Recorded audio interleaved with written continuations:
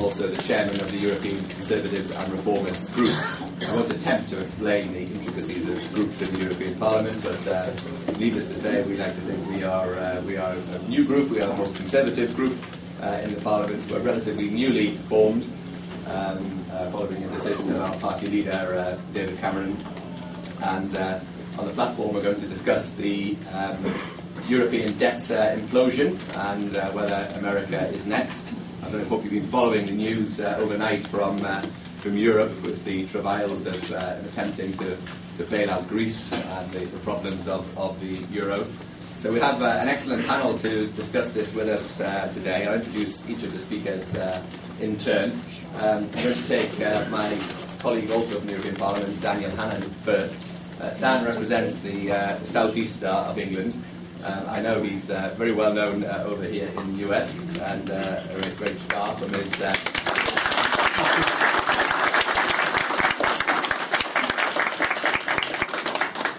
Maybe you should wait to see what he says first. And delighted also to be joined by one of your own elected politicians, Congressman Tom Price.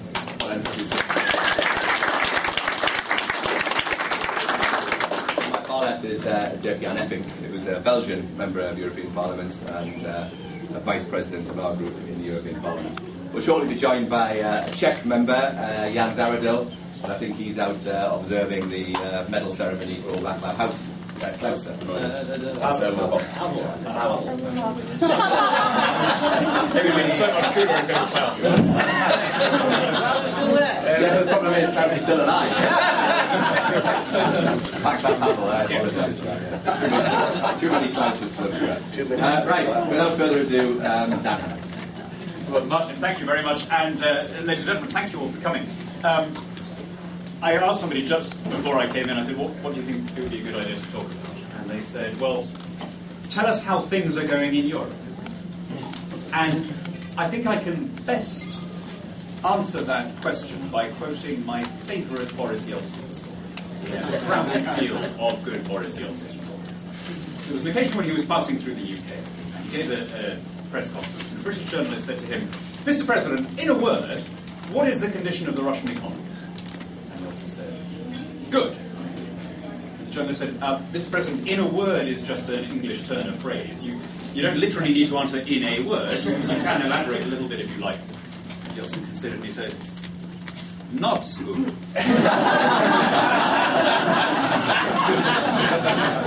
And that is pretty much the situation in the European Union. I mean, it is good in the sense that the intellectual foundations for the project are now discredited. People would not, if they were starting from today, be creating these common monetary policies and so on. But it is not good in the sense that the European Union has responded to the crisis by accelerating all the policies that caused it.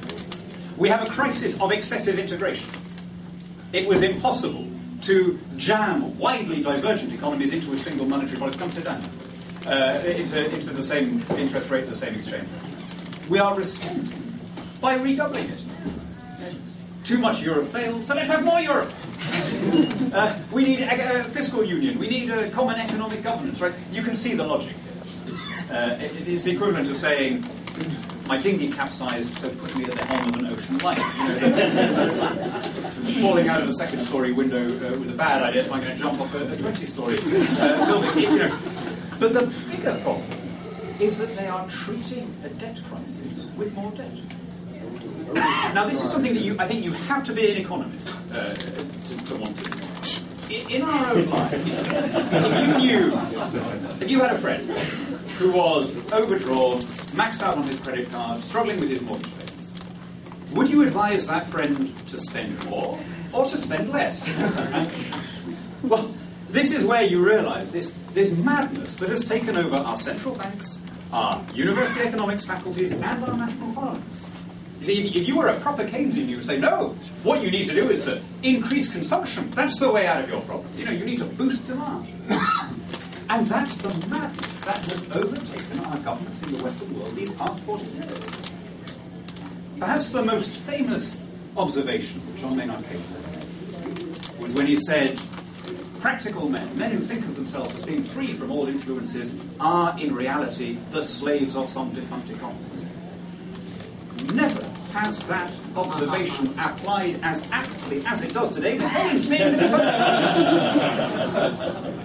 We're enslaved by this bizarre thinking that regards debt and spending as the outcome, the only possible solution to any problem. You know?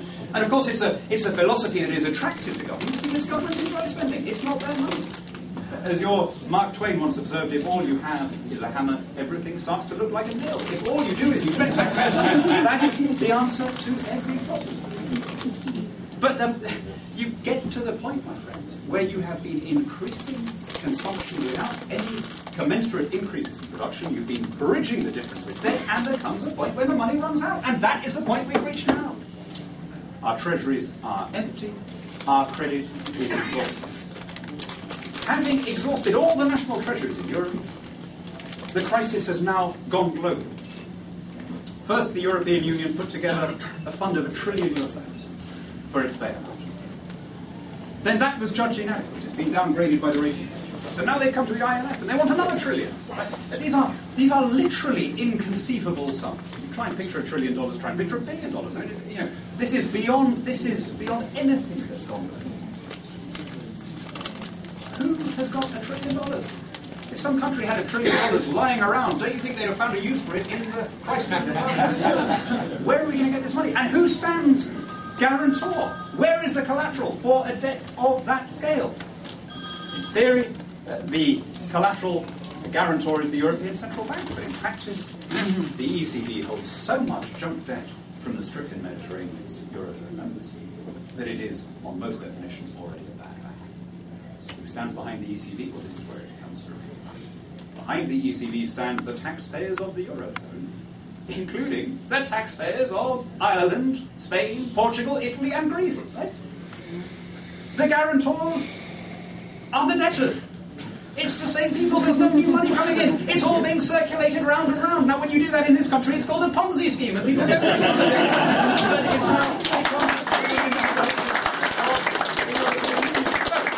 From where are we going to borrow the trillion? Well, if nobody has $1 trillion lying around, we borrow it from generations yet to come. Keynes was famously insistent about this. In the long run, he observed, we're all dead. My friends, that is not true. Or at least, it is not true from the perspective of those of us who, unlike Keynes, have children. There is something deeply immoral about this generation expecting to maintain its standard of living at the expense of the younger people in this room and those yet to come.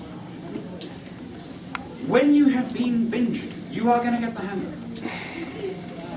I'm afraid there is no way of getting around this. You can have another couple of shots of vodka. You get a temporary illusion, maybe, of bien-être, as we old Brussels hams say. you get a sense of temporary relief, but you know what? You're making the eventual reckoning worse. What is happening the world over is that the markets are attempting to correct after a period of artificially cheap credit.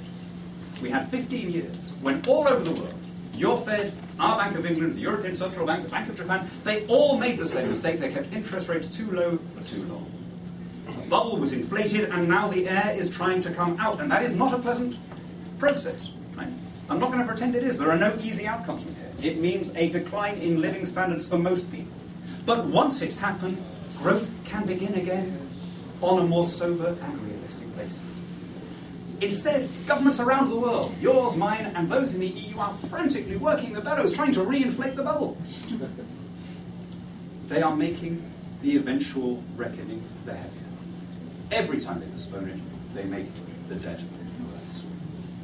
And as well as worsening the economic situation, they leave a different relationship between government and individual. You don't need to imagine what's going to happen if your present rulers carry on in the direction in which they're going. Just look across the Atlantic. Why tap the barometer when you can look out of the window? The state gets to a certain point in size, in magnitude, and the individual is squeezed out. The bonds that would naturally tie us together one to another as free citizens are frayed as the government nationalises virtue and pushes personal responsibility aside. And this has happened, and don't think, my friends, that it couldn't happen here. American exception, which we've been hearing so much about in the last 24 hours, what Reagan called this country being an idea rather than just a place, is not based on some magical quality in the American soil or air or water. It's based on your institutions. And when your state gets to a certain size, your taxes, your regulations, you see how very quickly Americans start behaving like Greeks, demanding, as their entitlement, benefits that they believe to be theirs. There's no law of nature that says it can't happen there. So let me close by just saying, don't throw away this extraordinary inheritance you have. Just as we're struggling in my country to join the community of free English-speaking nations and rid ourselves of this incubus of European Union membership, don't you repeat our mistake and go down this road towards being more like everywhere else, less American, by which I mean less prosperous, less independent, and less free. You deserve better than that, my friends.